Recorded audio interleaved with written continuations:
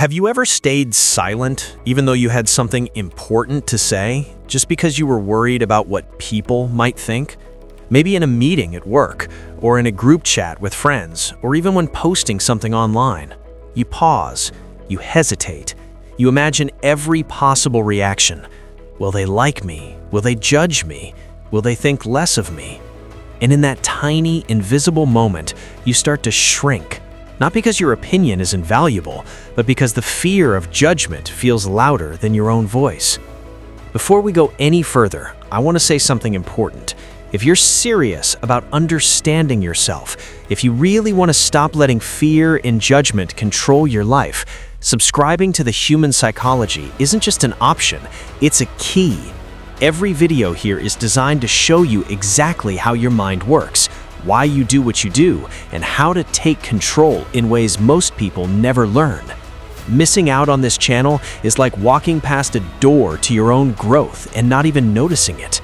Subscribing now isn't just clicking a button, it's claiming a chance to change the way you experience every relationship, every conversation, every decision in your life. Now, let's go back to that moment when you hesitated. Think about the last time you wanted to speak up, but your chest tightened, your words softened, and you held back. Maybe it was in front of your boss, your colleagues, or even a group of friends. That moment wasn't just about them, it was about the silent power you handed away to fear. And the problem is, most people never notice this happening. They live most of their lives shrinking just a little bit here, adjusting just a little bit there, and by the end of the day, they've given away a huge part of themselves without even realizing it. What if I told you that this pattern, the constant concern about what people think, is one of the biggest obstacles standing between you and the life you could actually live? That the reason you second-guess yourself, overanalyze your words, and self-censor isn't weakness, it's your brain's way of keeping you safe, a system wired for survival and belonging that's running on autopilot even when it's completely unnecessary in modern life. And what if I told you there is a way to break free from it? A way to stop giving away your power silently, and to do it in a way that actually makes you stronger, more respected, and more magnetic in every interaction, without being arrogant or cold. Because here's the truth, caring less about what people think doesn't make you selfish, it makes you powerful. It gives you freedom, it gives you confidence, and once you start to internalize this, everything in your social world begins to change.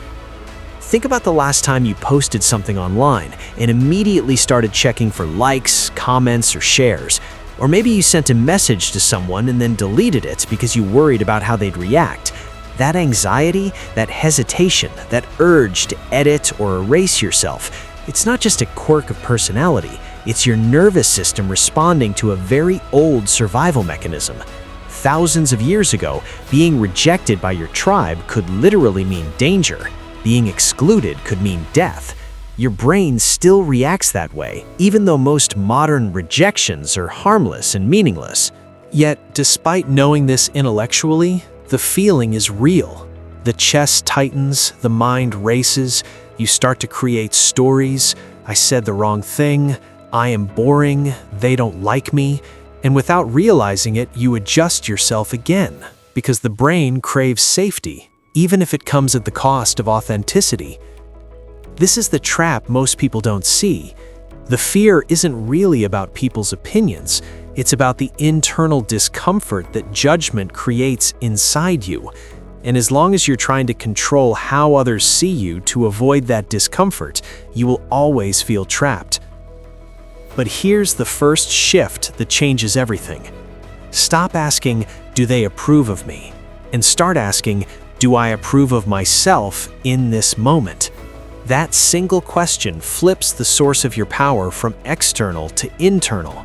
When your validation comes from within, fear loses its grip. Now imagine walking into a room, and instead of scanning faces for approval, you focus on your posture, your breathing, your values. You speak clearly, not aggressively. You listen, not to impress, but to understand. You disagree calmly when necessary. At first, it feels uncomfortable. Your old patterns want reassurance, but if you stay grounded, something fascinating happens. People start adjusting to you. Respect increases when your emotional reactions decreases. Attraction increases when your need for approval decreases. Influence increases when your fear of disapproval decreases. Let's get practical. When you care too much about others' opinions, you over-explain. You justify simple choices. You say yes when you mean no. You tolerate subtle disrespect. You laugh at jokes you don't find funny. You stay silent when you should speak. Over time, this erodes your self-respect. And when your self-respect drops, others can feel it. But when you stop over-adjusting, boundaries appear naturally. Not loud, aggressive boundaries, but calm, grounded ones.